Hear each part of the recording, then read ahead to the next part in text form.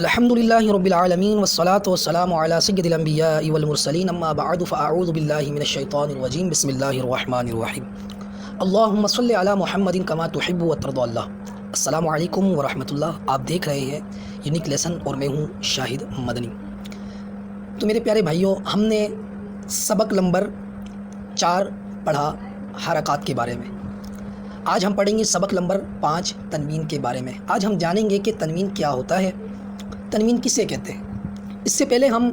2 زبر، 2 زیر اور 2 پیش کے بارے میں جانتے ہیں۔ جس طرح ہم نے حرکات کے سبق میں پڑھا تھا کہ جس حرف کے اوپر حرکت ہو اس کو متحرک کہتے ہیں،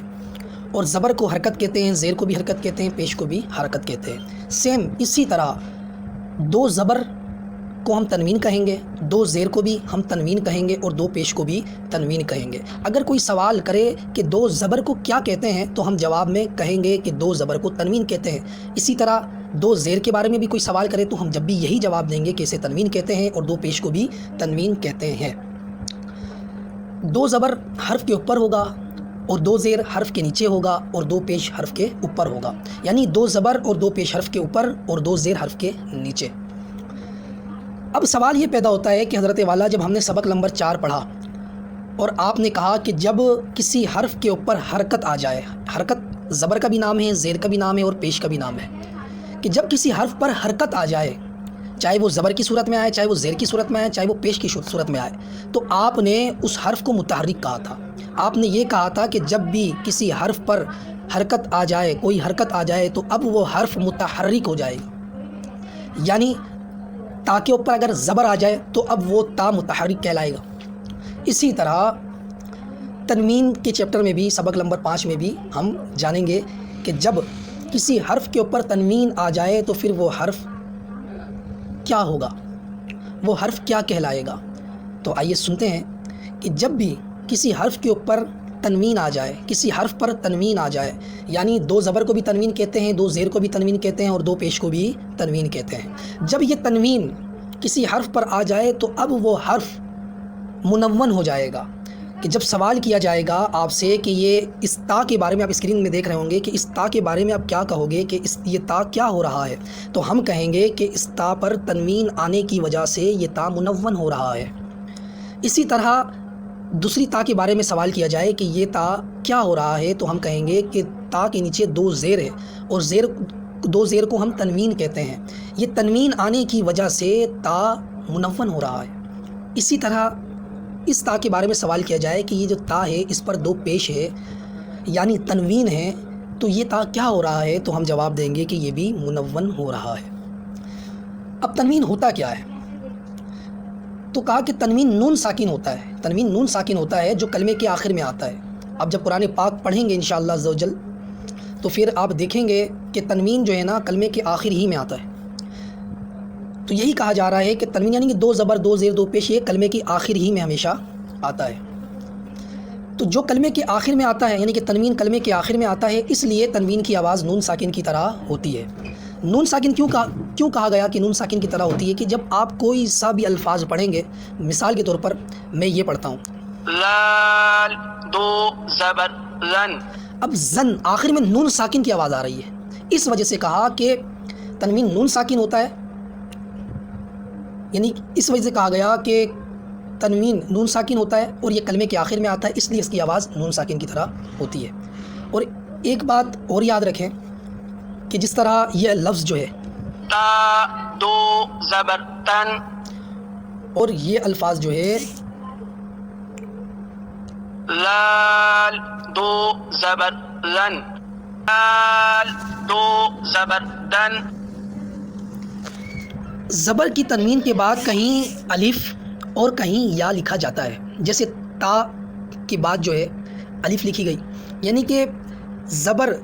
کی تنوین کے بعد الف ہے، تو اس الف کو ہم نہیں پڑھیں گے۔ یعنی کہ جب بھی تنوین کے بعد الف آ جائے، 2 زبر کے بعد الف آ جائے یا آ جائے، تو ہجے میں جو ہے اس الف یا کو نہیں پڑھیں گے۔ آئیے ہم مشق کرتے ہیں۔ تا 2 زبر تن، تا 2 زیر تن، تا 2 پیش تن، تن 3 تن طا دو زبر قن طا دو زیر طن طا دو پیش تن قن قن تن زا دو زبر زن زا دو زیر زن زا دو پیش زن زن زن زن لال دو زبر لن لال دو زیر لن لال دو پیش لن لن لن لن وا دو زبر ون وا دو زیر وین وا دو پیش ون ون وین ون ثا دو زبر ثن ثا دو زیر ثن ثا دو پیش ثن ثن ثن ثن سین دو زبر سن سین دو زیر سن سین دو پیش سن سن سن سن صاد دو زبر صن صاد دو زیر صن صاد دو پیش سن صن صن سن دال دو زبر دن دال دو زیر دن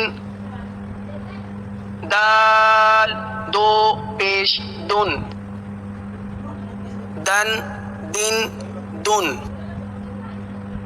ضاد دو زبر ضن ضاد دو زیر ضن ضاد دو پیش ضن ضن ضن ضن کاف دو زبر کن کاف دو زیر کن کاف دو پیش کن کن کن کن قاف دو زبر قن قاف دو زیر قن قاف دو پیش قن قن قن قن ہا دو زبر ہن ہا دو زیر ہن ہا دو پیش ہن ہن ہن ہن ہا دو زبر ہن ہا دو زیر ہن ہا دو پیش ہن ہن ہن ہن حمزہ دو زبر ان حمزہ دو زیر ان حمزہ دو پیش ان ان عین دو زبر عن عین دو زیر عن عین دو پیش عن عن عین عن خا دو زبر خن خا دو زیر خن خا دو پیش خون خن خن خون غین دو زبر غن غین دو زیر غن غین دو پیش غن غن غن غن با دو زبر بن با دو زیر بن با دو پیش بن بن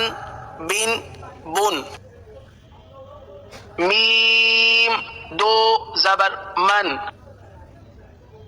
میم دو زیر من میم دو پیش من من من من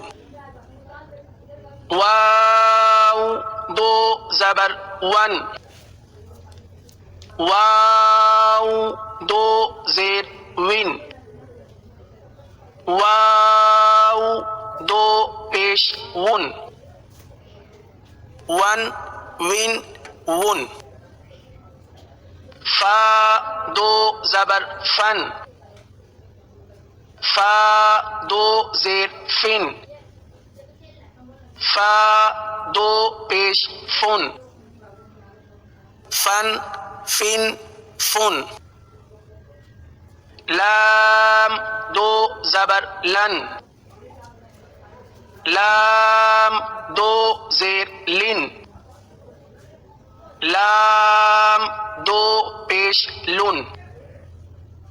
لن لن لن نون دو زبر نن نون دو زیر نن نون دو پیش نن نن نن نن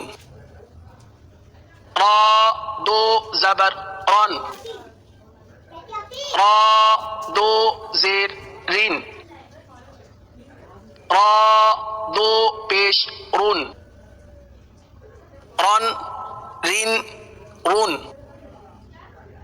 جیم دو زبر جن جیم دو زیر جن جیم دو پیش جن جن جن جن شین دو زبر شن شین دو زیر شن شین دو پیش شن شن شن شن یا دو زبر ین یا دو زیر ین یا دو پیش یون الحمدللہ اللہ تبارک و تعالیٰ کے فضل سے ہم نے اس تختی کے مشق کو مکمل کیا۔ اب آپ لوگوں کی ذمہ داری ہے کہ آپ لوگ اچھے طریقے سے اس تختی کا مشق کریں، اس تختی کو بار بار سنیں، دیکھیں 10 سے 12 منٹ 15 منٹ اگر آپ اللہ کی راہ میں لگا دیں گے نا تو یقین جانیں یہی وقت ہم نے جو گزارا ہے، یہ وقت جو ہم نے گزارا ہے، یہی وقت جو ہے نا قیمتی ہے، اور یہ وقت جو ہم نے قرآن پاک سیکھنے کے لیے لگایا ہے نا، کل اللہ تبارک و تعالیٰ اس کا اجر ہمیں عطا فرمائے گا۔ اور دیکھیں قرآن پاک تو ہمیں سیکھنا ہے نا، اگر قرآن پاک درست نہیں سیکھیں گے تو ہم نماز جب پڑھیں گے، نماز میں جب قرات کریں گے، اگر اللہ نہ کرے کوئی حرف فاسد ہو جائے، یعنی کہ معنی چینج ہو جائے اس کی قرات کرنے میں، تو نماز تو ہماری فاسد ہو جائے گی۔ تو پھر ہم کس طرح یعنی کہ اللہ تبارک و تعالیٰ کی بارگاہ میں کل بروز قیامت اپنا منہ دکھائیں گے؟ ہم دنیا کے لیے کوشش کرتے ہیں تو ہمیں قرآن پاک سیکھنے کے لیے بھی کوشش کرنا ہوگا۔ تو اللہ تبارک و تعالیٰ سے دعا ہے کہ اللہ تبارک و تعالیٰ ہمیں قرآن پاک درست مخارج کے ساتھ پڑھنے کی توفیق عطا فرمائے، اور اللہ تبارک و تعالیٰ قرآن پاک کے الفاظ ہمارے زبان پر آسان فرمائے۔ آمین بجاہ نبی آمین صلی اللہ علیہ وسلم۔